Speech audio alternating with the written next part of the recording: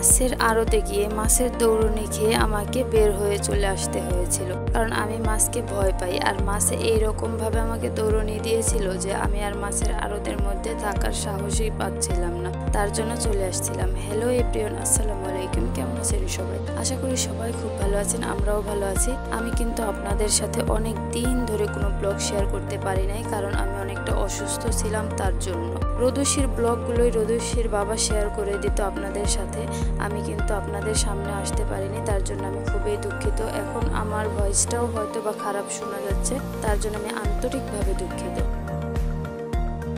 এই তো সকাল সকাল ঘুম থেকে উঠে চলে যাচ্ছিলাম আমরা মাছের আড়তের দিকে। আর রোদুশির বাবার সাথে একটু যদি খুটখাট ঝগড়া লাগে, তাতে আমার জন্য সে ইমপ্রেসড করার জন্য অনেক কিছু করে। তার জন্য আমি সকালবেলা ঘুম থেকে তুলে মাছের আড়তে নিয়ে যাচ্ছিল যে আমাকে অনেক মাছ দেখাবে। আর আমি যেহেতু মাছকে একটু ভয় পাই, তার ভয় ভাঙানোর জন্য মাছের আড়তে কিন্তু মোটামুটি গেলে অনেক ভালোই লাগে, কারণ অনেক রকমের মাছ থাকে।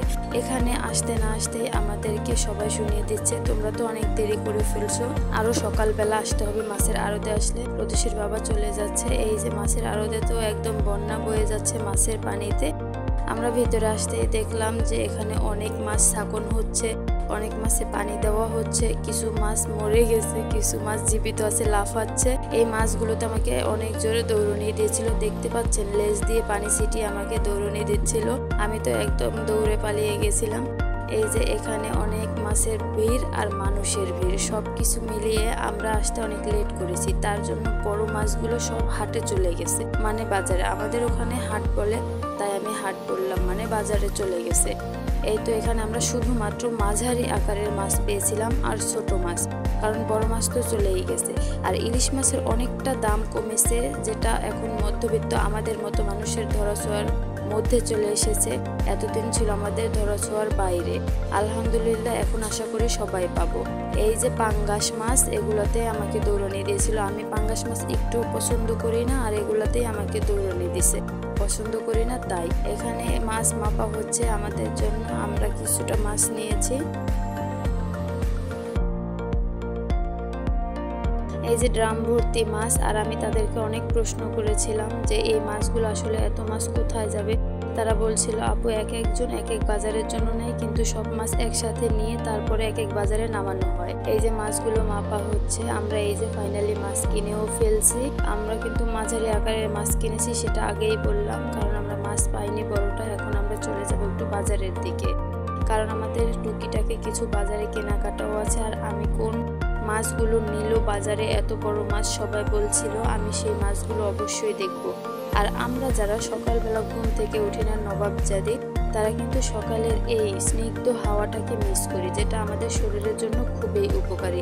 আমরা কিন্তু খুবই ভুল করে থাকি, কারণ সকালবেলাটা দেখতেও যেমন মনোমুগ্ধকর, আর সকালের হাওয়াটা খুবই আমাদের জন্য ভালো, কিন্তু আমরা তো উঠতে পারি না। আর তার পেছনে তো অবশ্যই কারণ থাকে।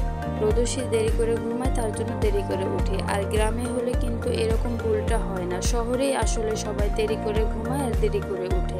এটা শুধু আমার জন্য না, সবার জন্য। এই যে বড় বড়, আসলে সত্যি বড় বড় মাছগুলো বাজারেই নিয়ে চলে আসছে। এই মাছগুলো দেখে আমার খুবই ভালো লাগছিল।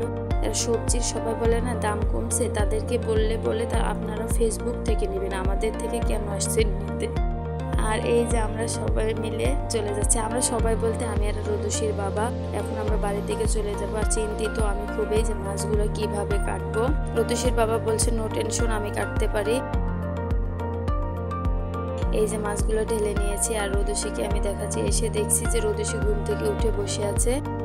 আর দেখতেই পাচ্ছেন আমার চেহারাটা কিন্তু খুবই মলিন। আমি অসুস্থ থাকার কারণে আমার চেহারাটা কিন্তু মলিন হয়ে আছে।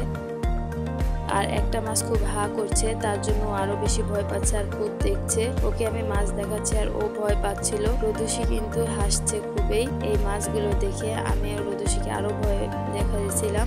সবাই আমার পেজটিকে ফলো দিবেন, লাইক দিবেন, সাপোর্ট করবেন। আল্লাহ হাফেজ।